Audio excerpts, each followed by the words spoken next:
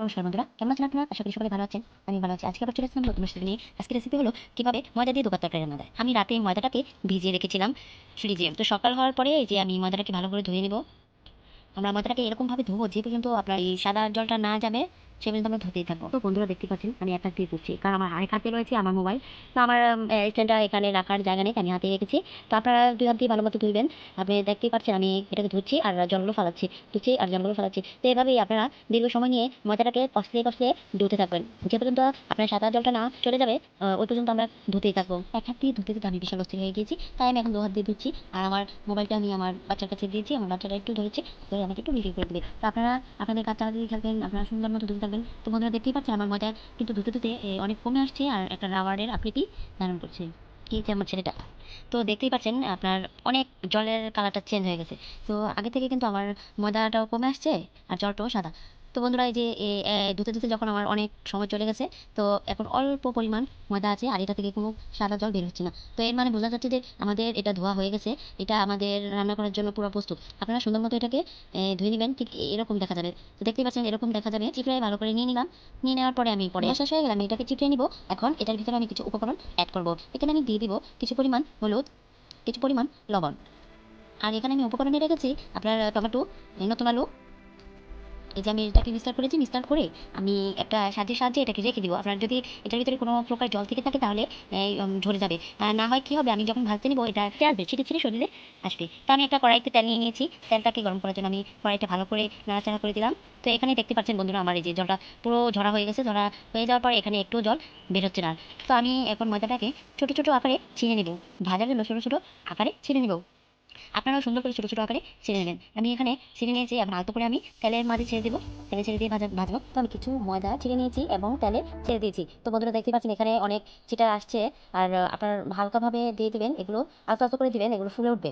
তো আপনারা চেষ্টা করবেন একটু বেশি তেলে ভাজার। তো বন্ধুরা দেখতে পাচ্ছেন আমার ময়দাগুলো কিন্তু ফুলে ফুলে ফুলে উঠছে। তো এগুলো এক পিঠ হয়ে গেলে আমি উল্টে আরেক পিঠ দিব, যেন দুনো পিঠই একটু ভালো করে ভাজা হয়। তো আপনারা আস্তে আস্তে এগুলো নাড়াচাড়া করবেন, বেশি নাড়াচাড়া করতে গিয়ে আবার যেন ভেঙে না যায়। তো দেখতেই পাচ্ছেন বন্ধুরা আমার ময়দাটি বেশ ভালোই ফুলেছে। তো আমি এভাবেই আস্তে আস্তে ছিঁড়ে সবগুলো ভেজে নেব। আপনারাও আস্তে আস্তে করে সবগুলো ভেজে নেবেন। ময়দাগুলো যখন ভাজা হয়ে যাবে আমি এটাকে ভালো করে উল্টিয়ে পাল্টিয়ে উঠিয়ে নেব। তো বন্ধুরা একটু তেলটা ভালো করে ঝরানোর পরে আপনারা উঠিয়ে নেবেন। এভাবেই আপনারা সুন্দর করে উঠাবেন আর বাকি যা আছে আমি সবগুলো ভেজে নেব। তো বন্ধুরা দেখতেই পাচ্ছেন আমার সবগুলো ভাজা হয়ে গেছে। তো আমি এখানে আরেকটু তেল অ্যাড করেছি, আমি দিয়ে দিব সোমবারে তেজপাতা, জিরা, এগুলো দিয়ে একটু ভালো করে নাড়াচাড়া করব। নাড়াচাড়া হয়ে গেলে আমি কেটে রাখা আমার নতুন আলুগুলি দিয়ে দিব। দিয়ে দেওয়ার পর আমি একটু মিক্সচার করে নিব। এখানে দিয়ে দিব লবণ আর পরিমাণ মতো হলুদ গুঁড়ো। আমি এগুলো দিয়ে ভালো করে একটু নাড়াচাড়া করে নিব, ভাজা হওয়ার জন্য অপেক্ষা করব।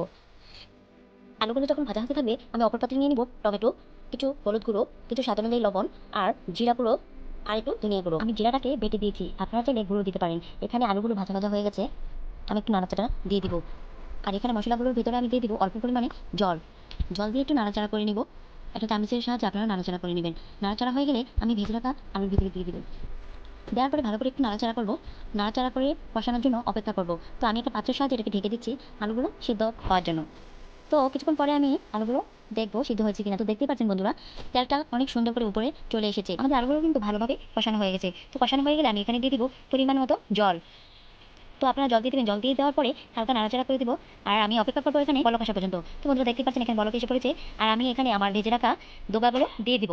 তো আপনারা যদি লেগে যায় তাহলে ছুটিয়ে ছুটিয়ে আলাদা করে আপনারা দিয়ে দিবেন। তো আমি একটা একটা করে ছুটিয়ে আলাদা আলাদা করে দিয়ে দিচ্ছি।